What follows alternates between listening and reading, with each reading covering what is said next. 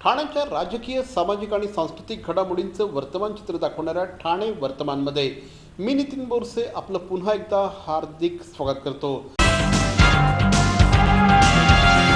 30 November रोजी कासारवडोली police ठाण्याच्या हद्दीतील जलसा लॉन या ठिकाणी अनिता ओमवर सिंग यांच्या मुलाच्या सचिनच्या लग्नाचा समारंभ सुरू होता. लग्न समारंभामध्ये फोटो काढत असताना अनिता सिंग यांनी खुर्चीवर ठेवलेली सोन्याच्या दागिन्यांची बॅग एका इसमाने चोरी करून पळून गेला होता. सदर बॅगमध्ये सोन्याचे दागिने होते. दागिन्यांची चोरी झाल्यासंदर्भात कासारवडोली पोलीस ठाण्यामध्ये दिनांक 1 डिसेंबर रोजी अनिता सिंग यांनी तक्रार दाखल केली होती. या बॅगेमध्ये मोठ्या प्रमाणामध्ये सोन्याचे दागिने होते. या संदर्भात पोलिसांनी झपाट्याने तपास करत बबलू सिसोदिया या आरोपीला अटक करण्यात आली आहे. बबलू सिसोदिया याची पोलिसांनी कसून चौकशी केली असता त्याच्याकडनं 19,03,500 रुपये किमतीचे 423 ग्रॅम वजनाचे सोन्याचे दागिने पोलिसांनी हस्तगत केले आहेत. तपास करून हा संपूर्ण गुन्हा उघडकीस आणल्याची माहिती आज घेण्यात आलेल्या एका पत्रकार परिषदेमध्ये पोलिसांच्या वतीने देण्यात आली आहे. हे लोकांमध्ये जागरूकता हे करावी की लग्न सराईच्या दिवसांमध्ये आपले जे काही मौल्यवान वस्तू आहेत त्याच्याकडे लक्ष ठेवणं खूप गरजेचं आहे. कोविडचे दिवस असल्यामुळे सगळीकडे बेरोजगारी पसरलेली आहे, गरिबी आहे. त्यामुळे आणि त्याचबरोबर ही विशेष करून गँग जी आहे ही राजगड जिल्ह्यातील गुलखेडी गाव आणि कडिया गाव या गावातले लोक जे आहेत हे अतिशय ट्रेंड पद्धतीने अशा प्रकारचे चोऱ्या करतात, ज्यामध्ये दुर्दैवाने लहान मुलांचा उपयोग करतात. 7, 8, 9, 10 वर्षाचे लहान लहान मुलांना ते पाठवतात, ज्यांच्यावर कोणाचाही संशय येऊ शकत नाही. राज्य सरकारने रात्रीची संचारबंदी जाहीर केली आणि त्यानंतर याची प्रतिक्रिया मोठ्या प्रमाणामध्ये संपूर्ण राज्यामध्ये उमटली. रात्री 11 ते 6 या वेळामध्ये ही संचारबंदी लागू करण्यात आली होती. मात्र आता ही संचारबंदी नसून जमावबंदी असल्याचं पोलिसांच्या वतीने सांगण्यात येत आहे. राज्य सरकारने आपला हा निर्णयाचं आता पुन्हा एकदा अवलोकन केलं आहे. रात्री 11 ते 6 या वेळामध्ये 4पेक्षा जास्त इसमांना एकत्र येता येणार नाही अशा प्रकारच्या गाईडलाईन्स या निमित्ताने देण्यात आल्या आहेत. ब्रिटनमध्ये कोरोनाचा नवीन प्रकार आढळून आला आहे. हा प्रकार झपाट्याने पसरतो, त्यामुळे नागरिकांच्या हितासाठी आणि त्यांच्या आरोग्यासाठी रात्रीच्या जमावबंदीचा हा निर्णय घेण्यात आला असल्याचं आता राज्य सरकारच्या वतीने सांगण्यात आलं आहे. रात्रीच्या वेळेस नागरिक आपापल्या कामांना जाऊ शकतात. सकाळी नागरिक मॉर्निंग वॉकसाठी देखील जाऊ शकतात, असं देखील राज्य सरकारच्या वतीने सांगण्यात आलं आहे. मात्र 4 किंवा त्यापेक्षा अधिक जणांनी एकत्र येऊ नये आणि त्या माध्यमातून कोरोनाचा प्रसार होऊ नये या दृष्टिकोनातून ही खबरदारी घेण्यात आली आहे. कारमध्ये देखील 4पेक्षा जास्त जण एकत्र प्रवास करू शकणार नाहीत अशा सूचना राज्य सरकारच्या वतीने देण्यात आल्या आहेत. इतर आस्थापनं सुरू ठेवण्यास परवानगी देण्यात आलेली असली तरी हॉटेल, पब, सिनेमागृह, नाट्यगृह यांना मात्र रात्री 11 वाजल्यानंतर ऑपरेट करण्यास परवानगी नसेल अशी सूचना देखील राज्य शासनाच्या वतीने देण्यात आली आहे. बाळकुंभ परिसरातील मुलांना खेळण्यासाठी जवळपास 10 एकर जागेवर एक भव्य विस्तीर्ण अशा प्रकारचं मैदान साकारण्यात येणार आहे. कल्पतरूच्या ॲम्युनिटी प्लॉटवर हे मैदान साकारण्यात येणार असल्याची माहिती स्थायी समिती सभापती श्री संजय भोईर यांनी दिली आहे. आज या मैदानाची पाहणी श्री संजय भोईर यांनी केली. यावेळेस माजी विरोधी पक्षनेते श्री देवराम भोईर, त्याचप्रमाणे नगरसेविका सौ उषा संजय भोईर या देखील उपस्थित होत्या. सध्या शहरामध्ये मोठ्या प्रमाणात विकासाची कामं सुरू आहे, त्यामुळे मैदानं कुठेही राखीव नाहीत. त्यामुळे बाळकुंभ आणि इतरही परिसरातील विद्यार्थ्यांना खेळण्यासाठी एक भव्य मैदान असावं, या माध्यमातून त्यांना शारीरिक विकास साधता यावा या दृष्टिकोनातून हे मैदान महत्त्वपूर्ण ठरणार असल्याची माहिती स्थायी समिती सभापती श्री संजय भोईर यांनी दिली. या ठिकाणी ओपन मैदानाचा प्रस्ताव आहे. विद्यार्थ्यांना बसण्यासाठी एक अतिशय सुंदर अशा प्रकारची जागा देखील या ठिकाणी केली जाईल अशी माहिती देखील श्री संजय भोईर यांनी दिली. आणि मैदानाचं आरक्षण ठेवण्याच्या संदर्भात आज आपण मागच्या हे जर बघितलं असेल की जी ॲम्युनिटी प्लॉट त्या ठिकाणी जी ठेवण्यात आलेली आहेत ती कल्पतरू बिल्डरच्या माध्यमातून कलर गेम कंपनीमध्ये जी डेव्हलपमेंट त्या ठिकाणी चालू आहे त्या डेव्हलपमेंटमध्ये ॲम्युनिटी प्लॉट जे सुटलेलं आहे ते जवळजवळ 10 ते 15 एकरचं त्या ठिकाणी ॲम्युनिटी प्लॉट आहे.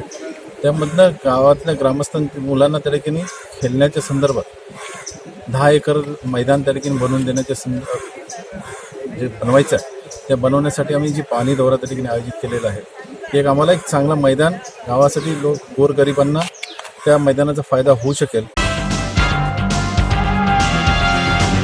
कोरोनाच्या कालावधीमध्ये महाराष्ट्रामध्ये रक्ताचा झालाय प्रचंड तुटवडा. त्यासाठीच ठाणे शहर जिल्हा काँग्रेस कमिटीच्या वतीने साजरा करण्यात येत आहे रक्तदानाचा पंधरवडा. दिनांक 9 डिसेंबर ते 25 डिसेंबर या कालावधीमध्ये ठाणे शहर जिल्हा काँग्रेसचे अध्यक्ष श्री विक्रांत चव्हाण यांच्या नेतृत्वाखाली संपूर्ण ठाणे शहरामध्ये आयोजित करण्यात आला आहे रक्तदानाचा पंधरवडा. जास्तीत जास्त काँग्रेस पक्षाच्या कार्यकर्त्यांनी त्याचप्रमाणे सर्वसामान्य कार्यकर्त्यांनी या रक्तदान पंधरवड्यामध्ये अवश्य सहभागी व्हा. पुनश्च एकदा ठाणे काँग्रेसचे अध्यक्ष श्री विक्रांत चव्हाण यांच्या वतीने कळकळीचं आव्हान. महाराष्ट्रामध्ये आहे रक्ताचा तुटवडा. चला साजरा करूया रक्तदानाचा पंधरवडा. दिनांक 9 डिसेंबर ते 25 डिसेंबर या कालावधीमध्ये निश्चितपणे सहभागी व्हा.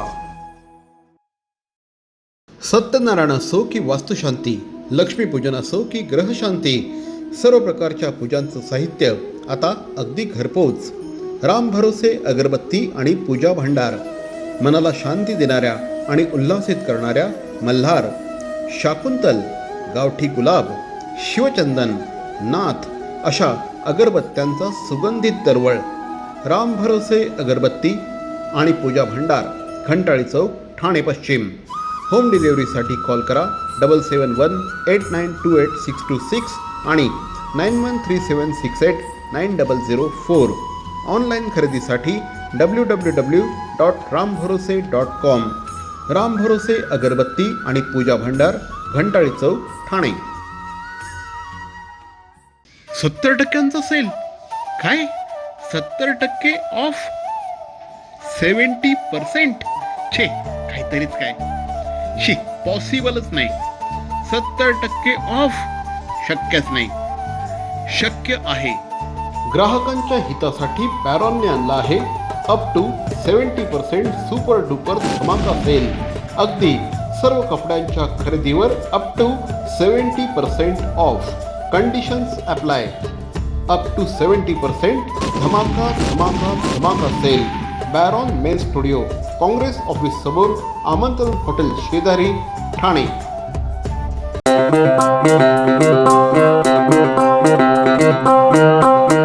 Zip your wallets, don't worry, money will travel swift and fast. Cause TJSB का नया है ये magic Transapp app.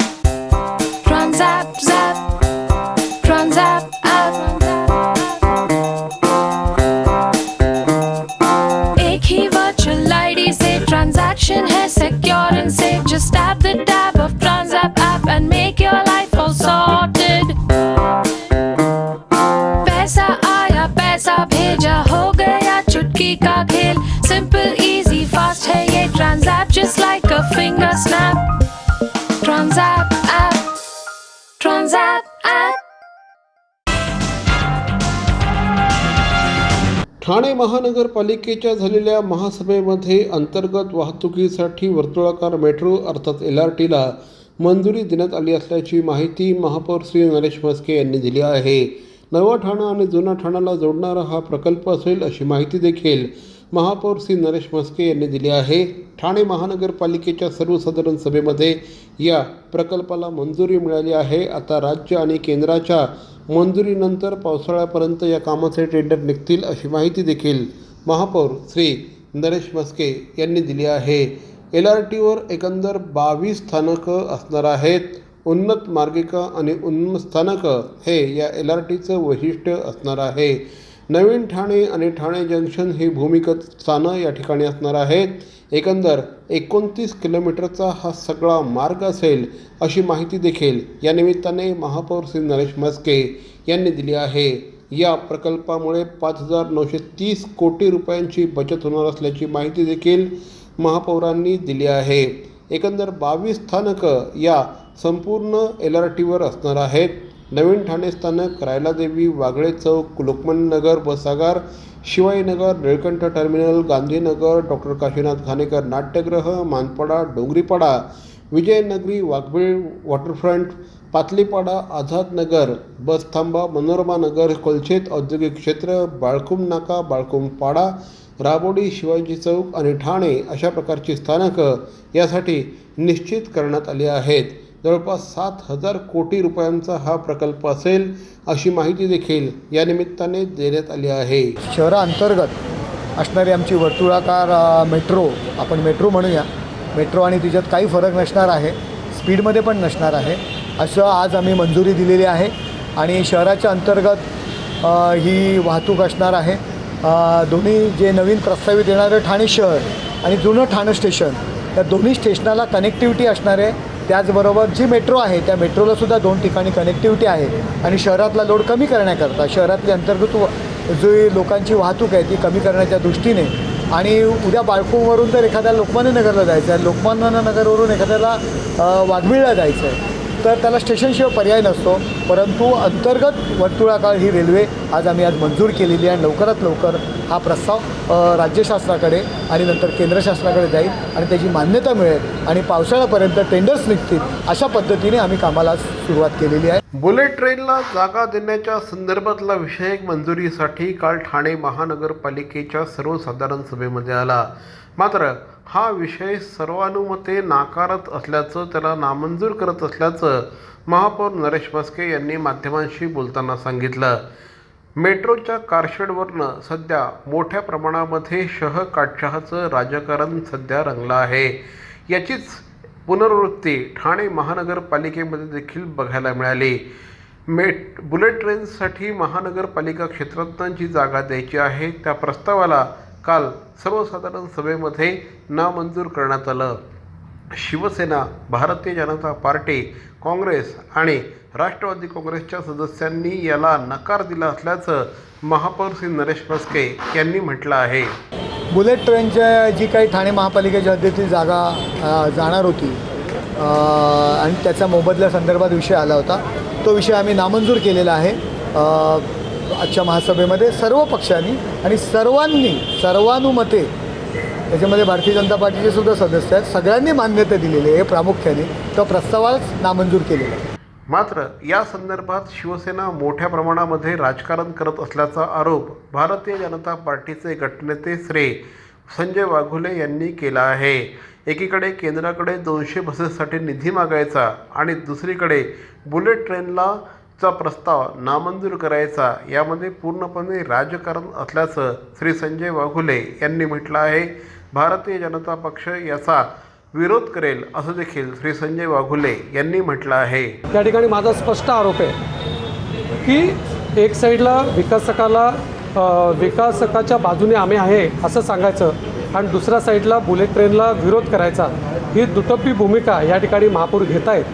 आणि त्यामुळे एक साईडला केंद्र सरकारकडनं 200 बसेससाठी निधी मागायचा असा प्रस्ताव महासभेत आणायचा, एक साईडला केंद्र सरकारकडनं कटोऱ्यामध्ये पैसे मागायचे आणि दुसऱ्या साईडला केंद्र सरकारच्या योजनेला विरोध करायचा, ही दुटप्पी भूमिका या ठिकाणी शिवसेना घेत आहे असा माझा स्पष्ट आरोप आहे. एकंदरीतच बुलेट ट्रेनच्या कारशेडवरून रंगलेलं राजकारण आता ठाणे शहरामध्ये देखील येऊन ठेपलं आहे.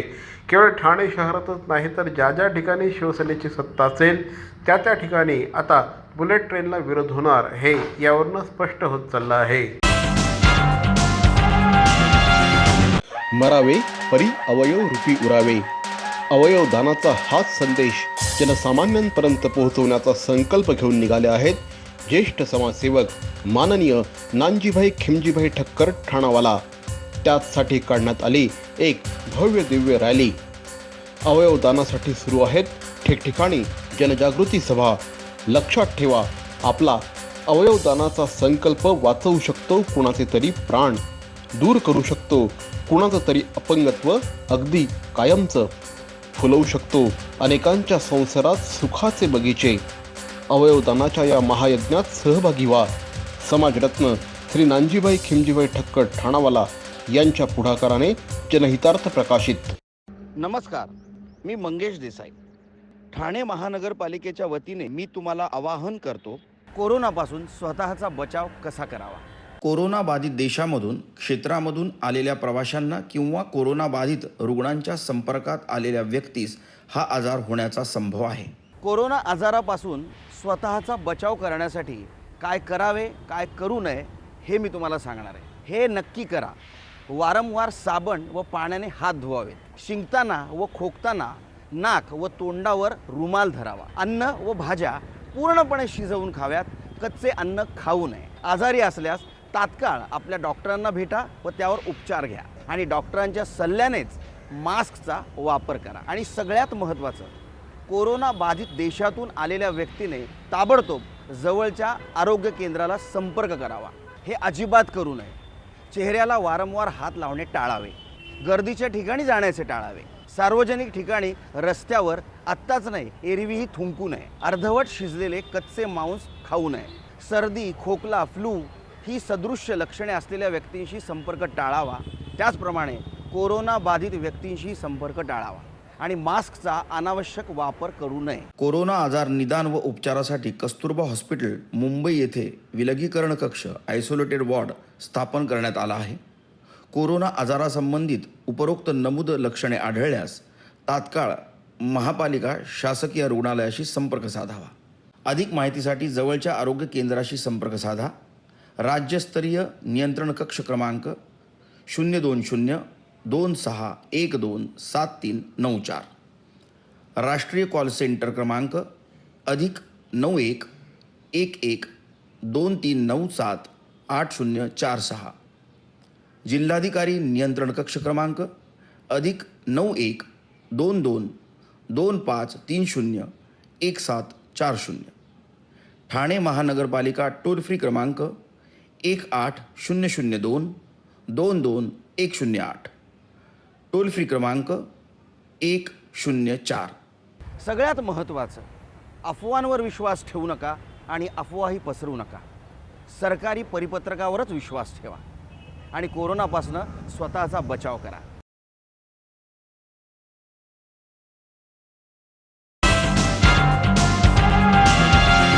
ठाणे महानगरपालिका क्षेत्रामध्ये काल कोरोनाचे 121 पॉझिटिव्ह रुग्ण आढळून आले आहेत. गेल्या काही दिवसांपासून ठाणे महानगरपालिका क्षेत्रामध्ये सातत्याने साधारणपणे 100 ते 107 108 अशा प्रकारची रुग्णांची संख्या होती. मात्र कालच्या एका दिवसामध्ये 121 रुग्ण आढळून आले आणि गेल्या बऱ्याच दिवसांपासूनची ही मोठी वाढ असल्याचं बोललं जात आहे. कालच्या एका दिवसामध्ये 119 रुग्णांना डिस्चार्ज देखील देण्यात आला असून शहरामध्ये आता 956 रुग्ण ॲक्टिव्ह आहेत. आत्तापर्यंत शहरामध्ये 52,386 जणांना डिस्चार्ज देण्यात आला असून आत्तापर्यंत 1233 जणांचा मृत्यू झाला आहे.